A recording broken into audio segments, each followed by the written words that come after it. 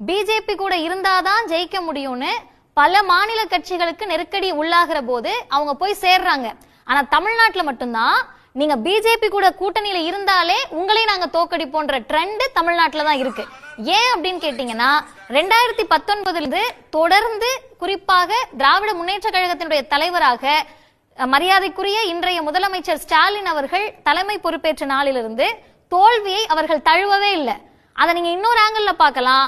தமிழ்நாடு பிஜேபிக்கு எதிரான மனநிலையில தான் எப்ப இருக்கும். அதனுடைய அர்த்தம் சுயமரியாதையின் பக்கம் சமூக நீதியின் பக்கம் தான் தமிழ்நாடு நிற்கும். அப்ப அதை தாங்கி பிடிக்கக்கூடிய தலைவராக தமிழ்நாட்டினுடைய முதலமைச்சர் இருக்காரு. அந்த கான்பிடன்ஸ்ல அவர் சொல்றாரு. சமூக சேவை சுந்தர். வணக்கம். மதிவதனின்றவங்க ரொம்ப நாளாவே திமுகவுக்கு சாதகமாக வழக்கறிஞர் சொல்லிட்டு பேசிட்டு வராங்க. நல்லா பேசுகிறாங்க, ஒன்றும் தப்பு இல்லை. ஐபிசி சிபிசி சிஆர்பிசி இதெல்லாம் தெரிஞ்சுன்னு அவங்க கோர்ட்டில் வாதாடி பேசி வந்தாங்கன்னா ஒரு நாலேஜ் கிடைக்கும். அப்போ வழக்கறிஞர் திமுக வழக்கறிஞர் பேச்சாளர்னு சொல்லலாம். வழக்கறிஞர்னு சொல்லிட்டு எது டிவிலையும் ஒரு மேடை பேச்சு பேசிட்டு வராங்க. ஸோ அவங்க பேசுகிறாங்கன்னா எல்லாமே சுத்த பொய். ஏதோ ஒரு புள்ளி வரத்தோடு பேசுகிறாங்க, எல்லாமே பொய் தான். கொள்கைன்றாங்க. திமுகவில் என்ன கொள்கை இருக்குது மதவதினி? உங்களுக்கு நான் பதில் கொடுக்கணும், ரொம்ப நாளாக நினச்சிட்டு இருந்தேன். உங்களுடைய கொள்கை சமம், ஆண் பெண் சமம். எப்படி ஆண் பெண் சமமாக இருக்க முடியும்? எந்த விஷயத்தில் எந்த நடைமுறையில் ஆண் பெண் சமமாக இருக்க முடியும்? உரிமைன்னு சொல்கிறீங்க, பெண்ணுக்கு உரிமை கொடுத்துட்டீங்க. உரிமை இல்லாத போதே ஆண்களை அடிப்பதும் ஆண்களை கொலை செய்வதும் பெண்கள் வழக்கமாக இருக்கிறாங்க.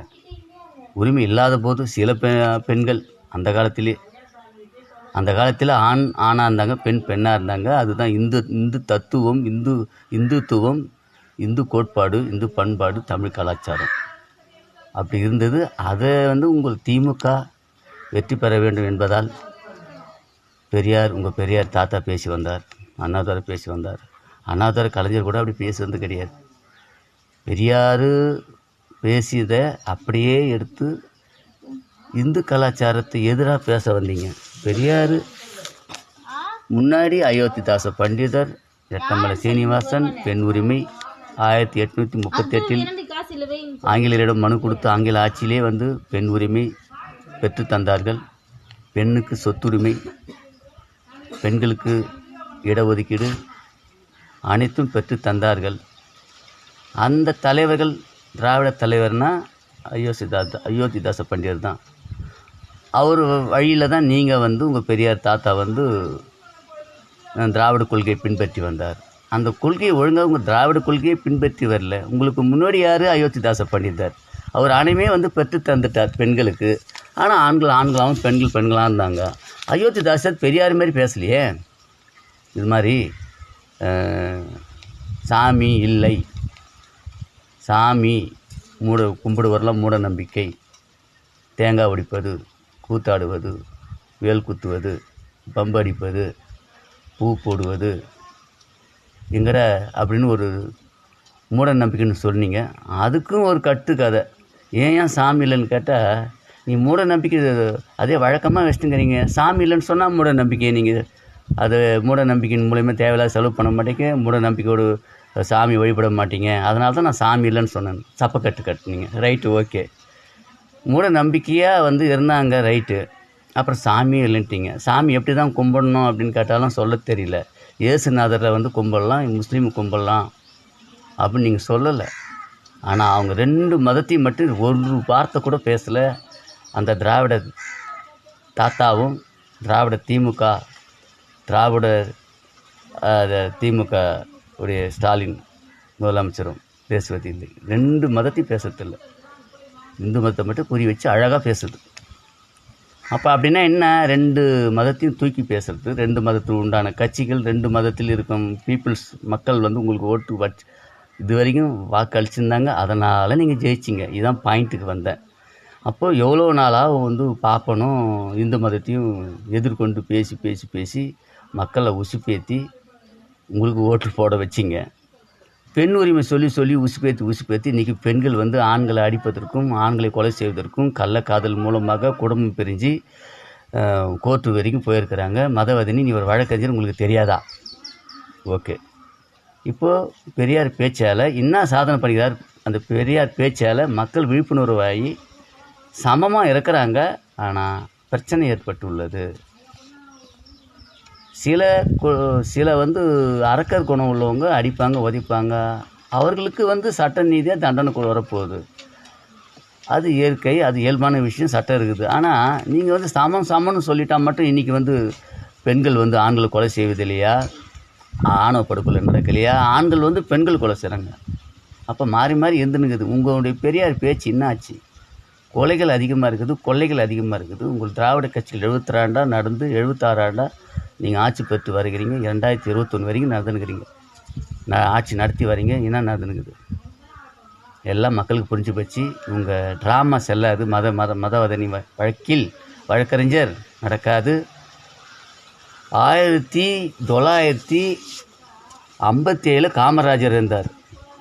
திரும்பவும் 52 காமராஜர் இருந்தார். 57 காமராஜர். 2 முறை காமராஜர் ஆட்சி அருமையாக இருந்தது. எல்லாருக்கும் தெரியும். பாக்கெட்டில் ₹1 இருக்காது அவருக்கு. அவர் வீட்டுக்கு போகும்போது ஒன்றுமே இல்லை. வெறும் சட்டை சொக்கா எல்லாம் பேனாக தான் கணக்கு கொடுத்தாங்க, சிப்பா. ஆனால் அதே மாதிரி ஆளையே நீங்கள் குறை சொன்னவங்க தானே கருணாநிதி குறை சொல்லி அவர் ஆட்சி கவுத்தாங்க. அவருக்கு வெற்றி பெறல. தொடர்ந்து அப்புறம் எம்ஜிஆரை சேர்த்து எம்ஜிஆரை வச்சு 2 முறை எம்ஜிஆர் வெற்றி பெற்றார். அப்புறம் உங்களை லட்சணம் தெரிஞ்சதான் எம்ஜிஆர் தனியாக போனார். புரியுங்களா? 2 முறை. அதாவது முதல்ல வந்து அண்ணாதுரை 1 முறை, கலைஞர் 1 முறை தான் வந்தாங்க. புரியுதா? திமுக வந்தது. தொடர்ந்து வந்தது அதான். எம்ஜிஆர் இருக்கும்போது தான் அது கூட 2 முறை வெற்றி பெற்றீங்க. திமுக வெற்றி பெற்றது. கலைஞர் தொடர்ந்து 2 முறை வந்தது கிடையாது. கருணாநிதி வந்தது கிடையாது. எம்ஜிஆர் தனியாக போய் கட்சி ஆரம்பித்து 2 முறை வந்திருக்கிறாரு. எப்போம்மா நீங்கள் வந்து 2 முறை உங்கள் கருணாநிதி வெற்றி பெற்றிருக்கிறாங்க? எப்போம்மா வந்து 2 முறையோ உங்களுடைய ஆட்சி தொடர்ந்து வந்தது கிடையாது என்று நான் திட்டவட்டமாக புள்ளிவரத்தோடு சொல்கிறேன். புரியுதுங்களா? 1962 காமராஜர் முடிக்கப்பட்டது ஆட்சி. 67 அண்ணாதுரை, 97 கருணாநிதி, 77 எம்ஜிஆர், திரும்ப 1980 எம்ஜிஆர். 2 முறை எம்ஜிஆர் வந்துக்கிறாரு. 2 முறை திமுக வந்துக்குதுன்னா அது அண்ணாதுரை 1 முறை, கலைஞர் 1 முறை தான். அதுக்கப்புறம் 84 எம்ஜிஆர். இப்படி தொடர்ந்து எம்ஜிஆர் வந்திருக்கிறார். அதுக்கப்புறம் 21 வரைக்கும் ஜெயலலிதா கலைஞர், ஜெயலலிதா கலைஞர், ஜெயலலிதா கலைஞர். கடைசியாக 21 ஸ்டாலின் வந்திருக்கிறாரு. இப்படி வரலாறு இருக்குது. தொடர்ந்து நீங்கள் வந்ததே கிடையாது. திமுக வந்தது கிடையாது. அதுக்கப்புறம் வந்து தொடர்ந்து வந்து கலைஞர் ஜெயிச்சது கிடையாது, வெற்றி பெற்றது கிடையாது. அதுக்கப்புறம் ஸ்டாலினுக்கு மட்டும் எப்படி 2வது முறை வந்துடுவார்? கட்சிக்காரர்கள் ஓட்டு போடலாம், கூட்டணி கட்சிக்காரர்கள் ஓட்டு போடலாம், பொதுவான மனிதர்கள் ஓட்டு போடணும். பொதுவான பீப்புள்ஸ் ஓட்டு போட்டால் தான் வெற்றியை நிர்ணயிக்க முடியும் பாப்பா மதவதனி. அதனால் தொடர்ந்து வர்றதுக்கு வாய்ப்பே இல்லை. வரலாறே கிடையாது. ஜெயிச்சதும் கிடையாது தொடர்ந்து. இதில் வேறு வந்து ஸ்டாலின் ஆட்சி வந்து எப்படி இருந்தது? 5 ஆண்டு புள்ளிங்க கொடுவா கத்தி எட்டுன்னு தழை காய்க்கிற மாதிரி விவசாயம் பண்ணுற மாதிரி வெட்டி நாசம் பண்ணுறாங்க. மாடு வெட்டுற மாதிரி மக்களை வெட்டி நாசம் பண்ணுறாங்க. ஆடு வெட்டுற மாதிரி கோழி வெட்டுற மாதிரி நாட்டி நாசம் பண்ணுறாங்க. அதை கொலைனா எப்படி பண்ணாங்க ஒரு காலத்தில்? கொலை நடக்குன்னா தப்பு இருந்தால் நல்லது இருக்கும், நல்லது இருந்தால் கெட்டது இருக்கும். கெட்டது நடக்காமல் எப்பயுமே இருக்காது, நல்லது தொடர்ந்தும் நடக்காது. இது இயல்பான விஷயம். எல்லா ஆட்சியிலும் தொடர்ந்து அதிகமாக குற்றங்கள். உங்கள் திறனற்ற ஆட்சி, உங்களுடைய எப்படி சொல்கிறது, ஆட்சி நிர்வாகம் சரியில்லை, சட்ட ஒழுங்கு செத்து போனதுனால தான் மக்கள் செத்து போய் வராங்க. தொடர்ந்து எப்படி வெற்றி பெறுவீங்க? வாய்ப்பு இல்லைம்மா.